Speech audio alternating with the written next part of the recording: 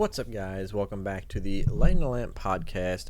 I am re-recording this. So Tim and I had actually recorded this segment of the podcast before, but unfortunately, due to some equipment errors, this part of the podcast was actually corrupted and lost. So I'm just gonna go through the first part again by myself here, and just talk about the series that ended up wrapping up after we did our last episode. So we're going to start out west, where the Minnesota Wild actually forced a Game 7. The Wild took Game 6 3-0, and then they unfortunately dropped Game 7 all Vegas 6-2. But, this to me, this feels like a very different first-round exit from the Minnesota Wild, because this is nothing new. We've seen first-round exits from the Minnesota Wild plenty of times before. They've never been to the Western Conference Finals in the Parise and Suter era. And every year it just felt like there was a better team. There were better teams in the West. They run into either Chicago or LA or St. Louis, every year over and over and over again. And then the question was, well, what are we doing wrong? Why aren't we winning? What are we doing better? And, this doesn't really feel that way to me. This Minnesota Wild team, they come back from a 3-1 deficit to force the Game 7, including a big Game 5 win on the road. And the big difference to me is that this was a youth-led team. Unlike teams in the past, which were always led by veterans, the focal point being Parise or Suter or, a guy like Jared Spurgeon, or Nick Backstrom or Devin Dubnyk. This team was led primarily by Kirill Kaprizov and Kaapo Kähkönen. And to me, there's a big difference there. The future in Minnesota is actually one of an upward trajectory as opposed to downward, which we're used to seeing every year. While they're getting older, they're still not winning, and they're getting older. This guy's getting hurt more often, as opposed to this year where you got guys like Kaprizov, Eriksson Ek, Kaapo Kähkönen leading the way, and the future looks bright. And my only concern is that they're going to take this victory and kind of panic a little bit and say, well, we almost won. We almost beat the Vegas Golden Knights. We got to start competing. And then they're going to do some boneheaded thing like sign some over-the-hill veteran to some exorbitant contract that they don't need to, and take more ice time away from young players that they really shouldn't be taking ice time away from. And, honestly, if I'm the Minnesota Wild this offseason, I'm really not making any moves. They need to let the bad contracts that are on this team play themselves out. Let Parise and Suter play themselves out of the NHL into retirement, which honestly, for a guy like Suter or Parise, might be sooner than we might think, considering that, he's had so many injury problems in the past and he's missed so much time. I mean, he's already 36 years old.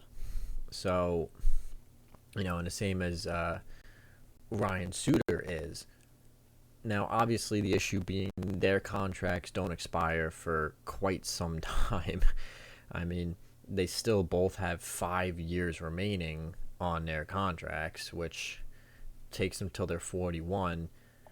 The only player, I can see maybe Parise reaching the end of that, Suter reaching the end of that contract.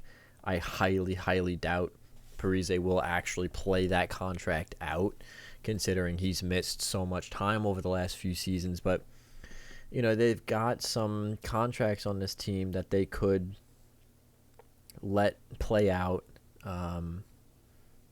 to free up more room for some of the younger guys. And,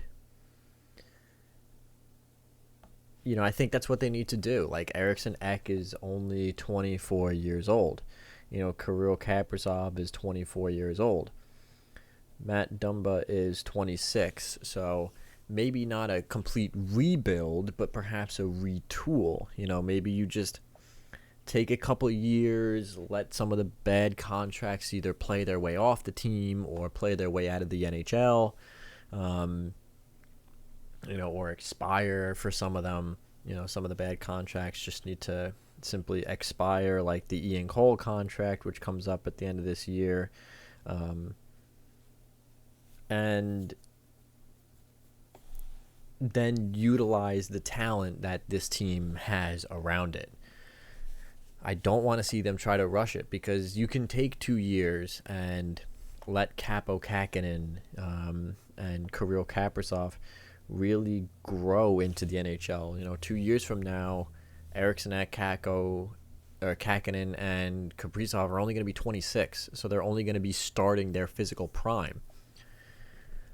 I just worry that Minnesota might try to sign some big name free agent just to try to make the playoffs again next year, and then you're stuck in the same situation where bad contracts and big names are eating up cap space and ice time from younger players that should be getting it. They have some decent players in the system coming up, like I know Matthew Boldy being one of them, big prospect that they are hoping will eventually work his way onto the team. And just, you don't want to end up hamstringing guys like that behind players that don't need to be on the team.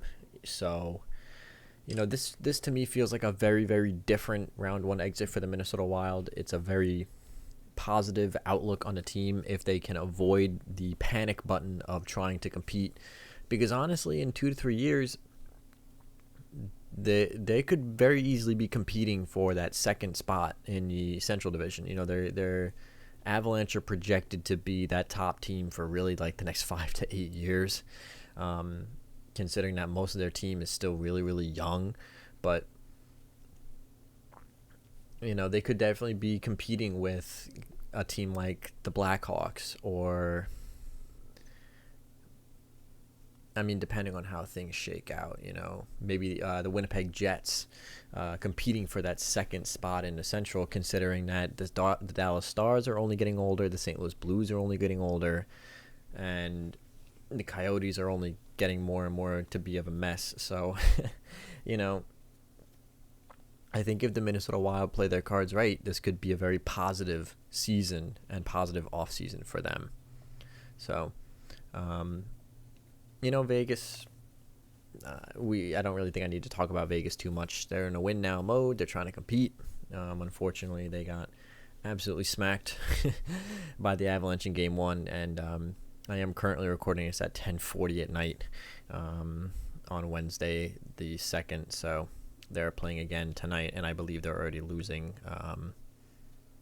Colorado is just absolutely insane. But anyway, the Pittsburgh Penguins and the New York Islanders also wrapped up their series. The Islanders win in Game 6 by a score of 5-3. I think I don't want to take anything away from what the New York Islanders were able to do in this series, but it's obvious to me that the Penguins needed that safety net in the backup position that they didn't have. Granted, listen, Casey DeSmith was hurt, but we said at the beginning of the year, and I said, I don't want to say I told you so, but to a certain extent, I pointed it out that I wasn't super thrilled with the backup position in Pittsburgh, and I said they might need to bring in a safety net, like a Thomas Greiss type goaltender, just in case. And lo and behold, they get into a series with the New York Islanders where, for large stretches of the series, they kind of outplayed the Islanders. I'm not ashamed to admit it, that, Game 1, I thought they outplayed the Islanders. Game 5, I thought they outplayed the Islanders. And even to a certain extent, Game 6, for stretches, I think the Islanders ended up outplaying them in the end of the game. But, I don't want to lay it all at the feet of Tristan Jarry, because hockey is a team sport. And ultimately, win or lose, you win or lose as a team. But there's a big difference between what the Islanders had in net and what the Penguins did, because the Islanders in games 2 and 3 start Semyon Varlamov. Varley struggles really, really hard in game 3, and they go back to Ilya Sorokin, and he rattles off 3 straight wins, including an absolutely Herculean effort in game 5. Then the Islanders start their series with the Bruins. I wouldn't say Sorokin struggled in game 1. In fact, I would argue that he kept them in the game, but it looks like the Bruins have figured out his tendencies, his rebound patterns, because they were scoring an awful lot of goals off rebounds. So the Islanders go to Semyon Varlamov in game 2, and lo and behold, the Islanders win game 2. It just goes to show you that having 2 goaltenders at your disposal is such a massive benefit. And the Pittsburgh Penguins, you could argue, well, Casey DeSmith was hurt, but I mean, really, I don't think Casey DeSmith is that much better than Tristan Jarry. And when you don't have that option, you just have to ride the goaltender you have, and the Pittsburgh Penguins essentially rode Tristan Jarry all the way to a loss in the series. So, it's always odd to try to predict what the Pittsburgh Penguins are going to try to do in any given offseason, because I think management has shown that as long as 87 is on the team, they're going to go for it every year. I mean, between the Jason Zucker trade, the Jeff Carter trade, the Kasperi Kapanen trade, the trade for Mike Matheson, moving the Hornquist contract, it's clear to me that this team is trying to compete every single season that you have Sidney Crosby on the roster. So as far as what this loss means for the Penguins, I mean, I think it just goes to show you just how desperately you need that safety net, especially with a goaltender as questionable as Jarry was, because he had 1 game of playoff experience. 1. And he had 1 NHL season under his belt. So to ride your hopes on a goalie like that without any sort of safety net is kind of asinine. I mean, like I said, look what the Islanders did. They had Sorokin in game 1. Varley comes back healthy for games 2 and 3. They don't like the way he played in game 3. You go back to Sorokin, you win a series. So with an unproven goaltender, you just have to have a safety net of some kind. And the Penguins didn't do it. Now, as far as offseason moves I would like to see them make, you could definitely pick up a backup goaltender, move Casey DeSmith out, pick up a more established backup goaltender. I don't think you should jettison Tristan Jarry into the sun like most Pittsburgh Penguins fans are advocating for at this point. I mean, it was only his second full NHL season. He's only 23 years old. He has only 101 games of NHL experience, like 7 total playoff games of NHL experience. So it's just, it's too early to pull the plug on a guy like him, but he needs a backup. Ironically enough, Marc-Andre Fleury could be the answer. I mean, Vegas last offseason was offering to retain half of Fleury's salary on a trade. He has 1 year left. I'm taking Marc-Andre Fleury at $3.5 million for 1 year. I mean, that's a steal. An absolute steal. There are some contracts on this team you're just not going to be able to move. I mean, you can't move the Mike Matheson contract at this point, so you're stuck with a guy like him. So I think the core of this team is good enough to be a bubble Stanley Cup contender. I think they're past the point where they're ever again going to be considered bona fide Stanley Cup contenders. I just think the age of this team is starting to catch up with them.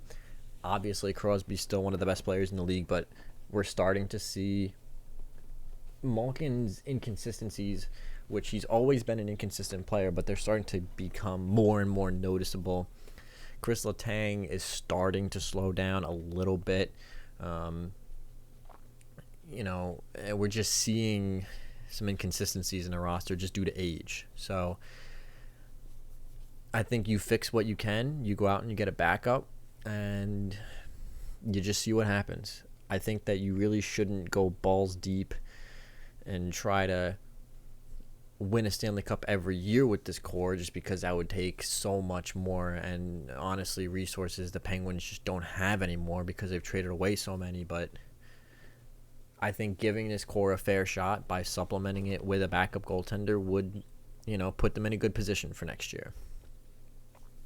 For the Islanders, another series win that they probably, honestly got outplayed heavily during most parts of it, but good teams find a way to win. They're currently tied 1-1 with the Boston Bruins, even though they were kind of outplayed in Game 2 as well.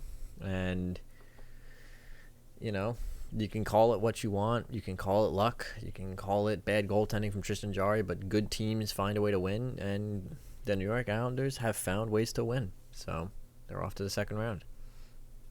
We'll go to Carolina and Nashville. Carolina locked up their series with a 4-3 overtime win in Game 6, winning the series 4-2. 4 straight overtime games between these teams, absolute insanity. This Nashville Predators team is interesting because unlike the Minnesota Wild, it wasn't really a youth-led movement. Guys like Philip Forsberg aren't exactly old, but they're not exactly young either. And unlike the Minnesota Wild, where I could point to, several positions at which the youth really led the charge. Excuse me. Guys like Philip Forsberg, guys like Matt Duchene, guys that have been around. I mean, Philip Forsberg is 26, so he's not old, but, Duchene is 30 at this point. Ryan Johansson is 28 at this point. Victor Arvidsson is 28. They're not an old roster by any stretch of the imagination, but they're not super young either. I mean, Roman Josi is 31. Ryan Ellis is 30. Matthias Ekholm is 31. It's nice to see Yusei Saros step up the way he did. He's only 26, but unlike the Minnesota Wild, which I think, you can afford to kind of wait a couple years for certain pieces to round into form, this team needs to start finding ways to win. I mean, just flat out, plain and simple, this team needs to find ways to win. They're not desperate for it just yet. They're not like 33, 34, 35. 28 isn't old by any stretch of the imagination, especially in today's current National Hockey League, but it's just been too long for this team, I think. Too many false starts, too many bad leads, essentially, where the team indicates that we might be good now. Well, we might have figured it out now. Let's see if let's see now. But every year it's another first round exit. It's another first round exit and missed playoffs. And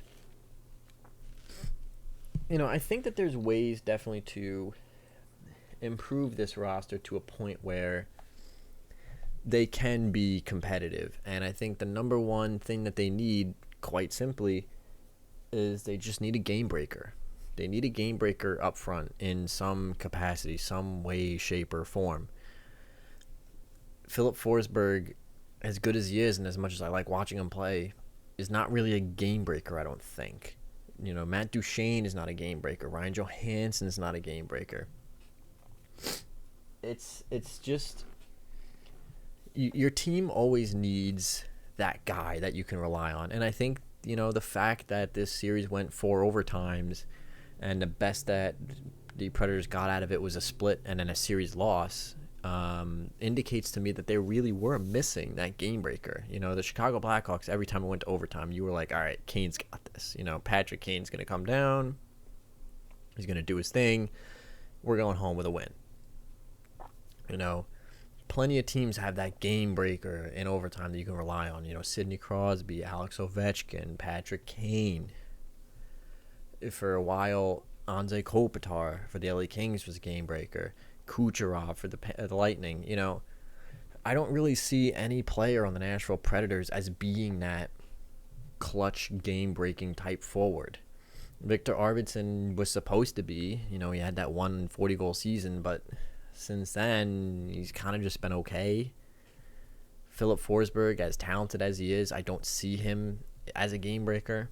The Nashville Predators really just need a guy that you can rely on for 30 to 40 goals a year, no problem in the regular season. He's automatic, and then come playoff time, he's the guy that you can point to and rely on in OT. I mean, Game 6, Carolina. Who wins it for them in overtime? Sebastian Aho.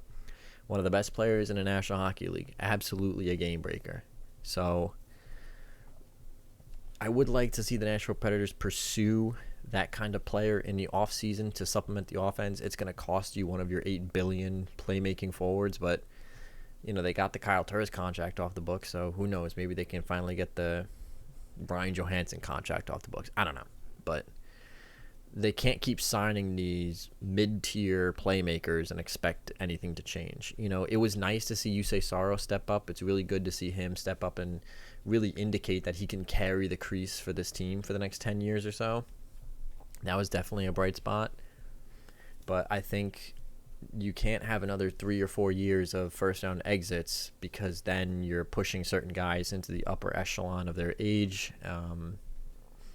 And you don't want to just be making the third round for the first time when half your team is in their mid to late 30s. So, Nashville, I think, needs to make some moves this offseason, but they played a pretty good Carolina Hurricanes team. I'm currently very surprised that the Hurricanes are still running with Nedeljkovic, but unfortunately they have to play the Lightning now, and they're down 2-0 in that series already. So, who knows what's going to go on there? But speaking of the Lightning, the Tampa Bay Lightning wrapped up their series with the Florida Panthers in 6 games, a 4-0 win on home ice, a shutout for Andrei Vasilevskiy, the Big Cat. I mean, what do you have to say about the Lightning other than they're the Tampa Bay Lightning? I mean, I think it's kind of bogus the way that they basically more or less circumvented the cap. But that being said, when the team is healthy, they're the Tampa Bay Lightning. I mean, just elite players at every single position between Kucherov, Stamkos, Braden Point, Victor Hedman, Mikhail Sergachev, Andrei Vasilevskiy. Just every position is just covered with superstars. And, they learned their hard lesson in 2019. They came back in 2020 with a more balanced depth approach. And lo and behold, they win a Stanley Cup. And this year looks to be no different. I mean, for the Florida Panthers, really their downfall in this series was they just didn't have an answer for the superstars of the Tampa Bay Lightning. I mean, obviously it hurts when you lose your top defenseman, Aaron Ekblad. That is a huge, huge, huge piece of your team. It just cannot be understated just how important Aaron Ekblad is to this roster, and obviously losing him when he would normally be the guy to come out and play those matchup minutes against the Kucherov line. But that being said, good teams have to find a way to win. Good teams find a way to overcome these things. And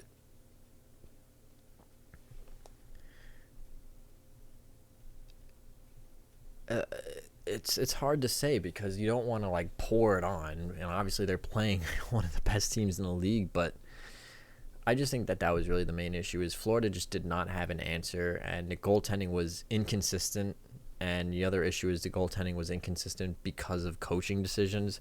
I mean, this series went 6 games, and all 3 goaltenders on the Florida Panthers team played 2, Bob Dreger and Spencer Knight. It's hard to really get in a rhythm when you're constantly getting yanked, and it also plays on your confidence a little bit when you know that one bad goal might be the end of your series.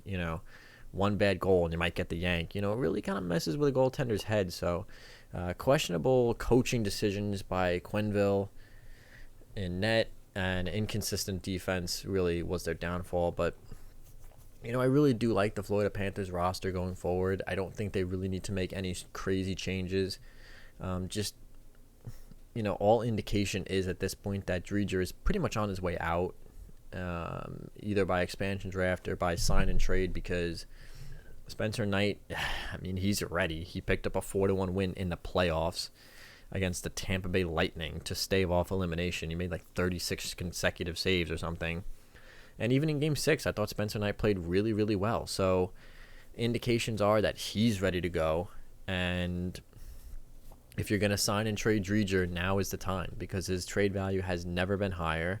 And you might get those speculative teams that are saying, well, he might come back to the Panthers next season, so we know that their hand isn't being forced just yet. The door is starting to close on that opportunity to keep Driedger around, but it's not closed just yet, so you might be able to jack up the trade value. So, I don't think the Panthers need to go crazy. I don't think they need to make any splashes, I wouldn't necessarily say, in free agency, but just stay the course, make a decision in net, and just stay healthy next year, Maybe pick up some depth, two-way forward type players to shut down more of the opponent's big names, big line players. But I think the Panthers are in a good spot, all things considered. So that's kind of my thoughts generally on where the teams are standing at this moment in time. Next week, we'll be talking round 2 stuff. So I hope you enjoyed this little recap, and then I will cut you guys back in now to where Tim and I talk about the Montreal-Toronto series and do a draft reaction. So enjoy. All right, guys. Not entirely sure where I'm going to be cutting you in. We kind of just had some technical difficulties. So either you will have heard the last 40 minutes of me and Tim talking, or you'll have heard me talking by myself for 40 minutes. Shout out to technical difficulties always being fun. But let's go on to the last series here, the one that everyone's been talking about. The Toronto Maple Leafs blow a 3-1 series lead and lose in 7 games to the Montreal Canadiens. Montreal wins games 5, 6, and 7 by a score 4-3 in overtime, 3-2 in overtime, and Game 7 on home ice for the Toronto Maple Leafs, they get dropped 3-1. So Tim, what happened? Well, you see, when your top line gets shut down by a man named Carey Price, and your power play gets shut down by a man named Carey Price, and your back end is Campbell, and you don't give Anderson a single shot, you're going to lose. That's just about all it is.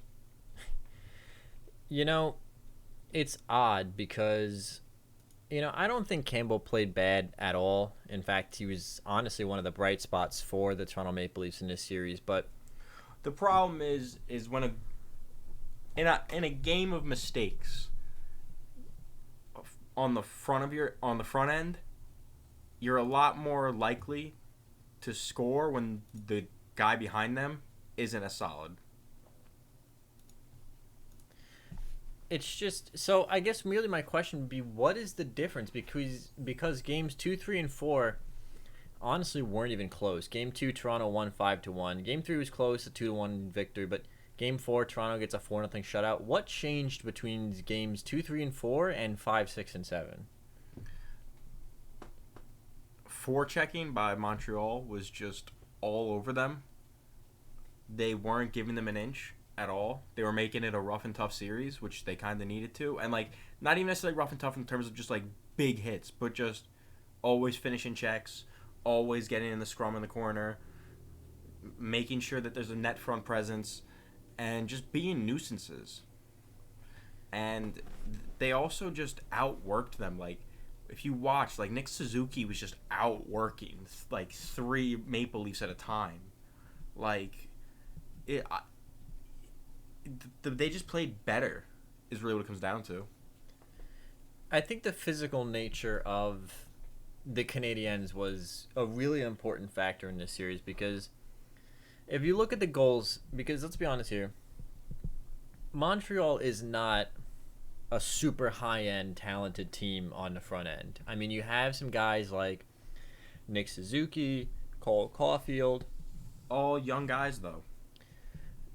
They do have what we would consider skill players, but the core of this team, guys like Brendan Gallagher, Jesperi Kotkaniemi, Philip Danault, they're not high-end talent. They're simple players. But Montreal did an absolutely brilliant job at what you're saying, the forecheck, and they forced Toronto into mistakes, and then the important part is they capitalized on those mistakes. I mean, Game 5, the overtime winner, was a 2-0 off a turnover. Game 6, the Jesperi Kotkaniemi overtime winner, was another turnover because of the forecheck of the Montreal Canadiens. And I guess my question is, I've been banging this drum for a long time.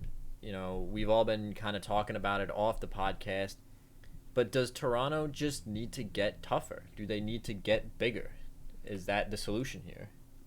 Kind of, because, yeah, it's great when... The problem is when you face a goalie like Carey Price in the playoffs, you need to you need someone big in front of him. You need to get in his face. There needs to be a net front presence against him. You need to be constantly having guys skate around his circle, make him wonder move the puck around the net, not necessarily just around the whole offensive zone. Get him moving. You need to work him out a little bit. And when Wayne Simmons is the toughest guy on your team, and he's not even playing on your high lines because you're stacking them with just talent, you're never going to get Carey Price moving. And then the other issue is, because he makes those glove saves every day. I don't care, Matthews. He's going to make that glove save just about every day against you. Yeah, and then the other issue is, your third and fourth lines are also just skill players with featuring guys like Jason Spezza and Joe Thornton.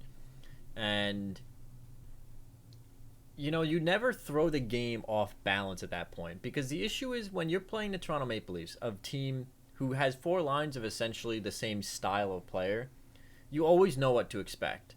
Every time you go out there for your shift, whether you're a first-line player on the other team or a fourth-line player on the other team, you know what's coming. You know they're going to try to pass the puck. They're going to try to make pretty plays. They're going to look for backdoor tap-ins. And so you can start to defend very easily. Whereas if you look at a team like the New York Islanders, for example, the first line plays very differently than the fourth line. The first line with Anders Lee, they do have a bit of a net front presence, but Barzal is the high-flying, speedy offensive talent. Matchups and mismatches become crucial on the game times like that. Right, where it's like you can't just throw out your fourth line against the first line of the Islanders and be like, all right, well, the rest of the lines are the same thing, so we're just going to keep matching you guys up. Because the way the first line plays is very different than the fourth line, which is banging, crashing, throwing you into the boards, checking you hard every time, getting in on a forecheck, and then just throwing the puck on net. Whereas when you play the Maple Leafs, it really doesn't even matter who's on the ice. Obviously, Marner and Matthews are more skilled versions at this point of Thornton and Spezza, but they play a relatively similar style of game. So it's like you know what to expect. You can see it coming from a mile away.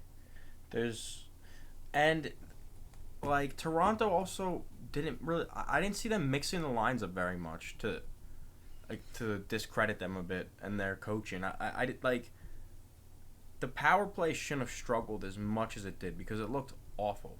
Yeah. Absolutely awful, and maybe that's the fact that they don't have a net front presence because like I said, Carey Price is making those glove saves every time. So when you're walking down the face-off dot on his short side, he's gonna make that glove save every time. Whereas he might not make it if someone's blocking him and he can't see. If someone tips it in front and it gets knocked down in between his pads, that's what we saw with Bob in that Tampa Bay Lightning series. Couldn't see shit. I mean, let's be honest here. Even the 2 goals that they scored in Game 6 to force overtime, both goals went in off of Jeff Petrie. So it wasn't even like a fancy, pretty goal from the top line. It was just a deflection in front. So I just think it goes to show you, and it goes to show Kyle Dubas and the rest of the Toronto Maple Leafs fans, who, by the way, I just want to go on record and say, anybody blaming Mitch Marner for the way this series went is absolutely brain dead. Because Mitch Marner isn't the guy in the GM office making these decisions. Yes, Marner had a rough series. Yes, Matthews had a rough series. But the problem is you have no balance on your team. The Islanders had a very, very rough series from the Matt Barzal line in the first series, but they were deep enough to win.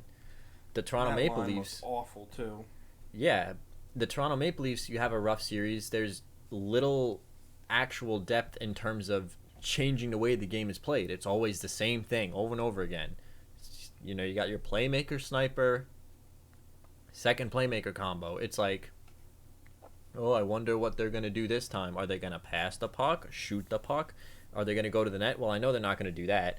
And you saw the Montreal Canadiens started to force the play to the outside because they were like, well, we can spread out the box a little bit because we know nobody's going to go stand in front of Carey Price. So I don't even got to worry about the front of the net at this point. No one's crashing. It was all rushes. And when they were in the zone, it was like they were passing it around too much. And then by the time they got the shot off, Carey Price was back in position to where he should have been, and he just makes the save. You know, what I would like to see from the Toronto Maple Leafs this offseason, obviously I think at this point, there's very, very little chance Freddie Anderson even re-signs. I think he doesn't want to be on this team at all at this point. And you can't blame him. No, absolutely not. And I think the Maple Leafs are like kind of poisoned the well on that. I don't think they want him back either. So Anderson's going to be gone. So you're going to need a safety net for Jack Campbell because he has a lot of injury problems of his own. You know, he was banged up for large parts of the season as well. I want a safety net. I want to see one of the big... Did Erik Karlsson's Twitter account just get hacked like right in front of our eyes? Because like eCarlson65 is tweeting about like PS5 bundles and like... Click on it. Let's see. Did Erik Karlsson's Twitter account just get hacked? Right before our eyes. At Erik Karlsson65. PS5 and Xbox. Joined in April 2013. The rest of his tweets are gone. I'm pretty sure, but it's verified? What? DM to purchase US only. Erik Karlsson's Twitter account just got hacked like right in front of our faces. To look at, type in Erik Karlsson. Maybe this is some farce. Nah, it has to be because I don't think you're. That's not him. Yeah, and the only when it comes up, it just says Xbox alerts. That's crazy. Yeah, so Erik Karlsson, and he's followed by like all these people. Apparently, Erik Karlsson is just he quit the NHL and he's just selling consoles selling now. Xboxes now. He's just being a scumbag and just buying all the PS5s when they sell out. Interesting. All right. I want to see. I think one of the big four has to go at this point. Tavares, Nylander, Marner, or Matthews has to go. It's not going to be Matthews. It shouldn't be Marner, but all intents and purposes, it looks like for some reason that everyone wants Marner out. It honestly, out of all of them, it should be John Tavares, and that's not to say because obviously he was hurt this series, he couldn't do anything about it, but contract and age. And you don't want to move William Nylander after the postseason he just had. Which Nylander plays so well. I think he played the best on the team offensively, and he's just not being used on the first line power play. Yeah, it's a real struggle when you're hyping up Alex Galchenyuk and how he's playing in the year 2021. Like it's a rough series at that point, but I just think, one of them has to go because you need to balance out this roster, so you need that money to go somewhere. And give me the loot. Yeah, give me the loot. So get rid of those guys. Don't sign more third or fourth line playmaking scorers, please, for the love of God. And please listen to us on this one. We might know a thing or two. I mean, your boy predicted the sweep in Edmonton. I would love to see them pick up a third line, two-way forward type center, like a matchup type guy, like somebody in the vein of a JG Pageau, somebody you can throw out in the offensive zone, defensive zone, high face-off percentage, penalty-killing type player, somebody you can rely on. Put together a line of two-way forwards on your third line. Like, you can have a playmaker on the third line as long as he's playing with, like, two-way forwards. And then, for the love of God, on the fourth line, get some size. Get some bangers and crashers. Keep Wayne Simmons, put him on the fourth line. Go out and find somebody like a Blake Coleman or a Barclay Goodrow or a Matt Martin. Or maybe even go after a Matty Tkachuk in the offseason. Ooh, that'd be interesting. To add some size up to the top six. I mean, it would definitely help because at that point it wouldn't just be like fancy playmakers. You'd have this like guy throwing his weight around all the time. That'd be a really interesting acquisition. I mean, imagine a Tavares, Tkachuk with Willie Nee. I mean, that'd be a pretty nasty line. Like, I like Zach Hyman. You can keep him on the top six because he's kind of like your not as big Anders Lee, the guy that goes into the corners and win the puck battle, but. I just think we need some. There's got to be a change in Toronto, and it's got to come soon, because you can't have another first round exit to a team you should be beating. Also, honestly, fire Kyle Dubas. Get him out of here. Like, also, I would like to just say that Montreal did play well this season, in my opinion. They did end the season below 500, though, in terms of if you combine regulation and overtime losses. But Carey Price actually didn't even play that well throughout the regular season.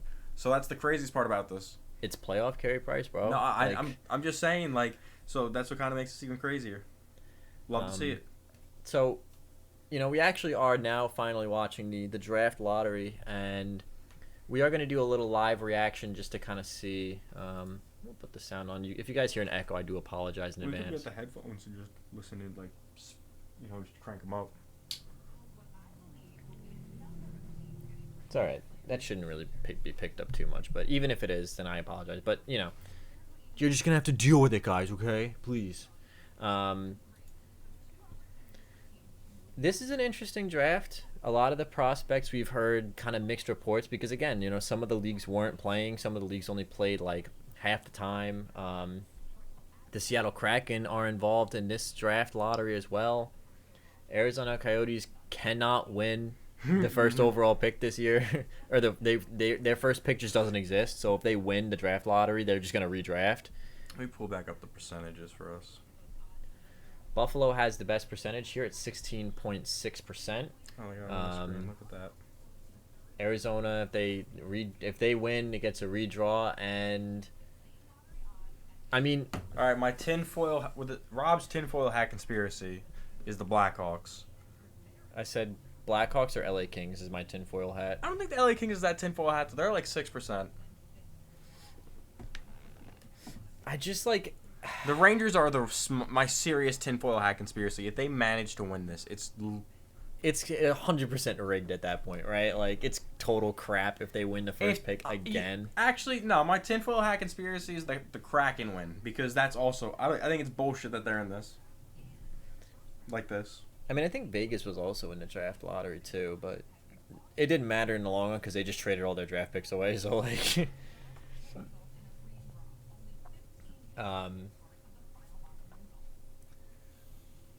I would like to see Buffalo get it, because if Buffalo gets the first overall pick, this is a huge opportunity just to reset. You move on from the old guard of, you give Jack Eichel what he wants. You move on from him. You move on from Rasmus Ristolainen. You keep Dahlin, and everyone else you can ship out. And this is a huge opportunity for them to reset and really go into the 20-year-old Dahlin and whatever 18-year-old pick they get here and rebuild correctly this time. So who would you like to see get the pick? If I could choose who gets the pick, I would honestly choose either one of Buffalo or Detroit, just because they deserve it at this point. I'd like to pick Detroit. Detroit really deserved it back, but the Detroit should have had the lowest percentage this season. But their division threw against them. The Lightning threw against the Red Wings. Yeah, and also, like, they were like, hey, you're trying to throw your pick, overtime, loss, overtime. The Devils and Jackets also just decided to, like, fold it in and, pack it in, so. The Jackets also screwed them out of their pick. But the Jackets at least, like, lost their way there for legitimate reasons. Like, their team imploded. The Devils just couldn't do shit because they're shit, apparently. I mean, if the Wings, I mean, there's a lot of teams coming in this draft that I think are just going to pick the best available player. Wings being one of them. The Sabres, I think, should just take whoever's the best available player, period. Doesn't matter what position. Because unlike a lot of drafts, because of the whole COVID situation, this draft is kind of a question mark, You might get a lot of real late diamonds in the rough in the later picks of this draft. So I would like to see the Wings rewarded for getting screwed last year and dropping from, first to, fourth or whatever it was. Fucking over my Red Wings once again, NHL. I'm coming for you. Just completely screwed. Well, I mean, yeah, it was your Rangers that screwed them over, so. I could have got the second pick. What? They could have got the second pick. Well, yeah, I mean, that was also just nonsense, but That's what I'm saying. Like, they didn't. yeah, I mean, like Seattle can't pick any lower than fifth, which I mean makes sense for an expansion team, but I mean, if they get the first overall pick, I won't be that mad because it's like they are an expansion team. Like, I'll be mad if the team's good in the end. If they're like middle of the pack or suck, I won't care. If we get another Vegas Knights, though, I will be absolutely pissed. it's gonna be interesting because there's a lot of players that they really could end up with a decent team. Like, honestly, They could end up with a crazy team, honestly, because of all the teams that just have high quality players that they can't hold on to. they're going back to the cards after everyone called them out last year for the ping pong ball conspiracy theory. They're going back to the placards because everyone called them out. They're like, yeah, that asshole. I thought they had was the ping pong ball machine out in front.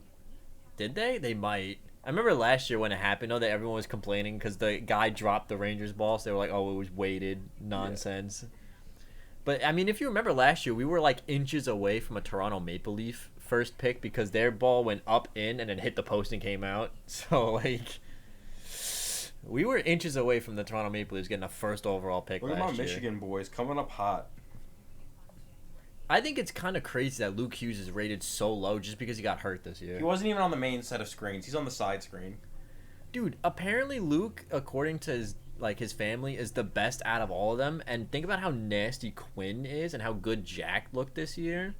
That's what they all say, and it's crazy. I was watching the Chicklets like clip about him, and they were saying how, I don't remember who the player was, but it was some famous player who was at a camp with all the Hughes brothers, and he asked the dad one day, or the uncle, who was going to be the best one, and he was like, Luke, and he was like, who the fuck is Luke? He's not even, he wasn't even old enough to be at the camp. He's like, don't worry, he's going to be the best one. I just, just because he got hurt, everyone, just dropped him, so far down in the rankings. And here comes the guy walking out with the cards. I guess they are doing the cards. I thought I saw the ping pong. And the first overall pick belongs to the Pittsburgh Penguins. Were these randomly shuffled or something? Like, how did they... I think they did something like they ran it through a computer and then they just have, the order now. All right, so we're going to start here. We're going to live react as we go down. So, obviously, 15th overall pick all the way up to number 1. All right, so 15th overall, I'm guessing it's going to be Flames. What do you got? I think the Rangers. I think they're going to stay at 15. All right, so the Rangers sit at 15. Chris Drury's like, damn it. Chris Drury's like, the tinfoil hat's off, boys. The tinfoil hat is off. Which is fair. I mean, the Rangers really look like they're on the cusp of making the playoffs, so I think this is a fair pick for them. 14th pick is coming in here. Okay, we're going in order right now. Look at that. He's pissed. He took out his headphones like, you know what? You see that pout that he put on at the... I gave that guy $20 to shuffle those cards in my favor. All right, so 13 should be Philly. Let's see if Philly moves up here. Flames. The Buffalo Sabres. All right, so the Flyers stay at 13. He doesn't look phased at all. He just knew. He was like, yeah, all right, that's fair. To be fair to the Flyers, they should have been better this year than they were. All right, so Calgary ought to be up next at number 12.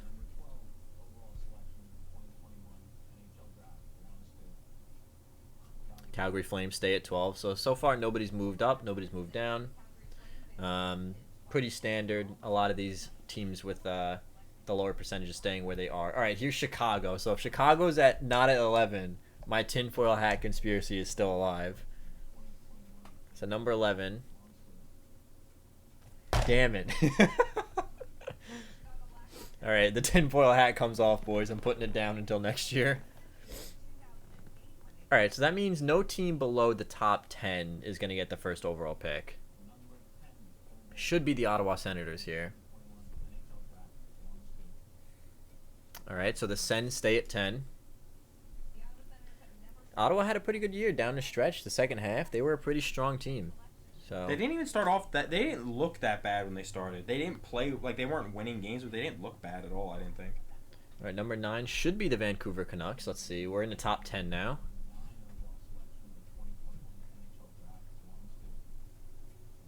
Vancouver stays at 9. I did like what they did last year. I'm excited to see what that was a formidable head nod. That was okay. I understand. I'm excited to see what they do in the offseason now. A lot of their bad contracts came off the books this year, so the Canucks have some wiggle room to work with.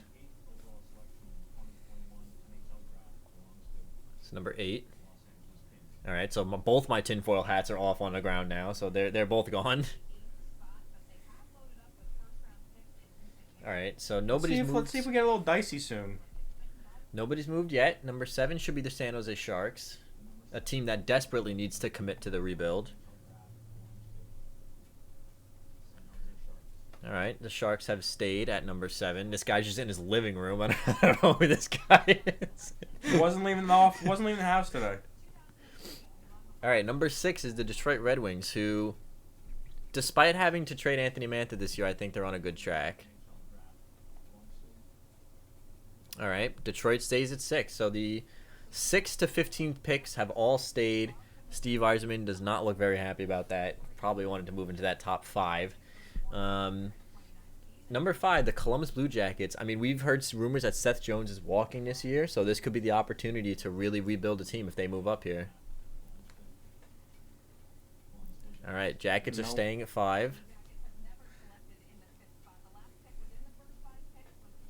It's going to be interesting, though, for them. Lose Seth Jones for nothing? Yikes. That's tough. That's super tough.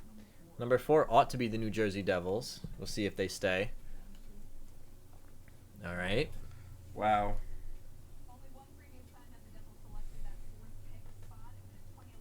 So the Devils stay. So the top 3 teams are all guaranteed a top 3 pick. Number 3 should be the Seattle Kraken. If this isn't the Kraken, Tim's going to lose his friggin' mind.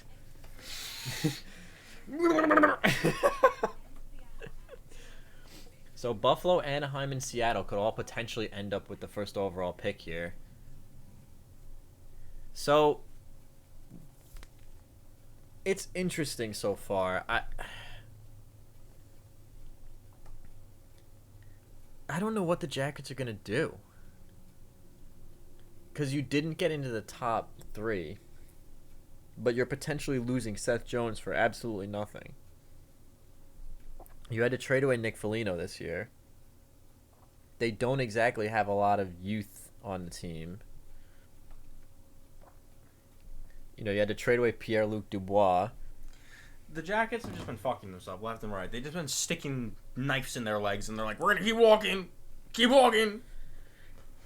I mean, they took one of the knives out this year by parting ways with John Tortorella, but, I mean, that's a tough thing. I'm sure that the GM, I'm sure Yarmo was really hoping to move into that top 3, which I think would give him a lot more leverage with ownership and the fans to say, all right, listen, you know, we're picking in the top 3. We're losing Seth this offseason, most likely. Not confirmed yet, obviously, but the rumors are that he's going to at least test free agency. He could always end up signing with the Jackets again, but, you know, getting into that top 3 for the Jackets would have given him a lot more credibility to say, all right, boys, like, we're going to rebuild this year. You know, we've got a top 3 pick coming. We can afford to maybe let some older pieces walk. Maybe we try to move Cam Atkinson. You know, we got to see who wants to stay on the roster. But, I mean, this just after the offseason where they acquire Max Domi, they had to trade away. You know, they traded Max Domi for Josh Anderson, traded away Pierre-Luc Dubois for Patrick Laine. Who knows if Laine is going to re-sign because he's a restricted free agent, so he really could just wait out his contract and then go to UFA at the end of it. He said he wants to stay, though, which is interesting. Probably when he heard the news that Tortorella was gone, he's like, all right, listen, like, I'll work with you guys now. But, I mean, they have...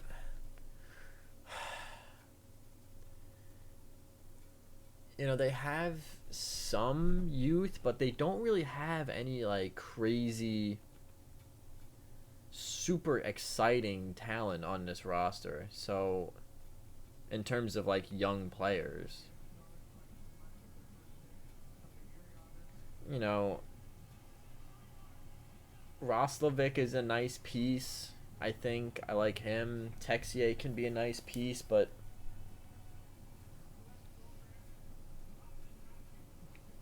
even like Gavrikov is already 26. Korpisalo is already 27. It's not exactly a rebuilding situation, so maybe they can try to retool this team. Maybe they take this as an opportunity to let some of the veteran core go and then retool with some 26 to 29-year-old pieces and try to make a move there. The Jackets are definitely going to be a team to watch in this offseason, I think. So we're back here. Buffalo, Anaheim, and Seattle all waiting to see what happens. The Anaheim Ducks GM looks like he's like praying to Jesus. So number 3 should be the Seattle Kraken. Let's see if they stay.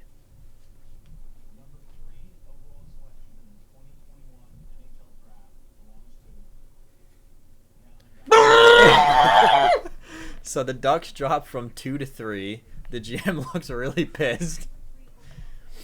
So the number 1 pick either belongs to the Kraken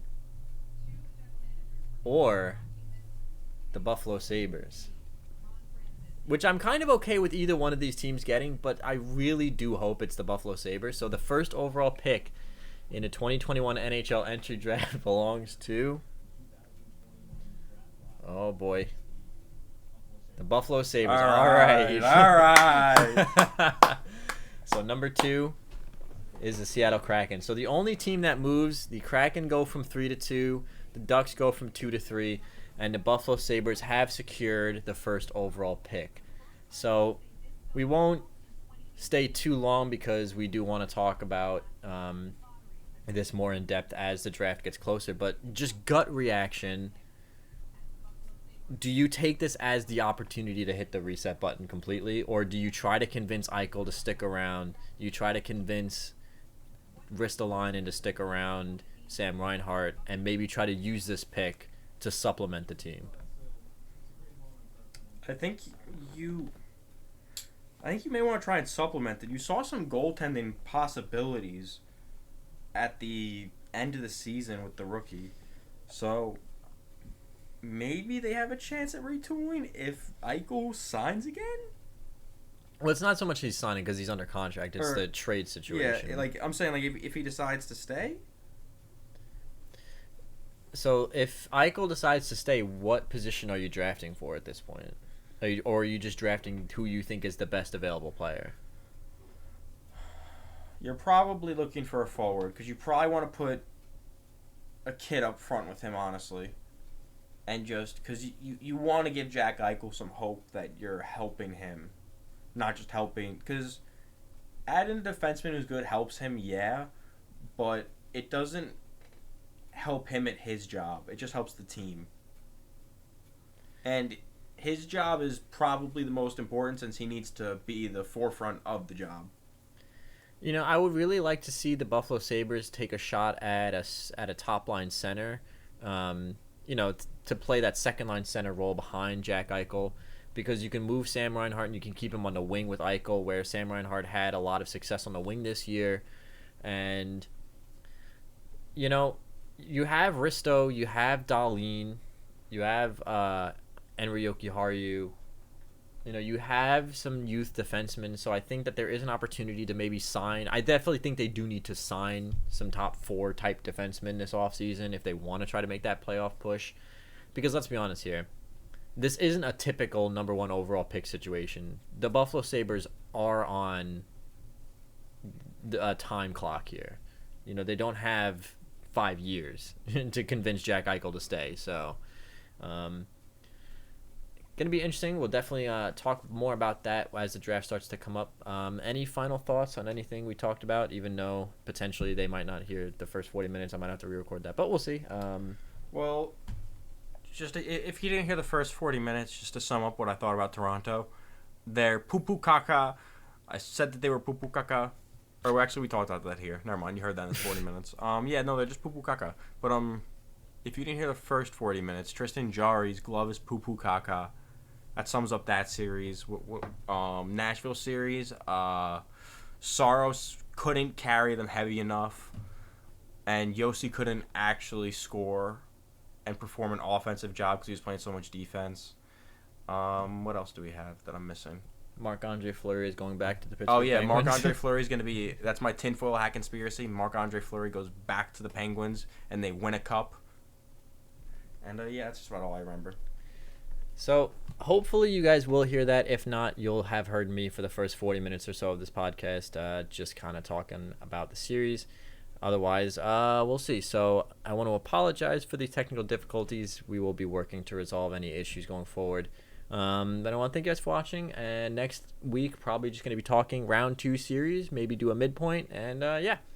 So, I want to thank you guys for watching, and we will see you guys again next time. Maybe.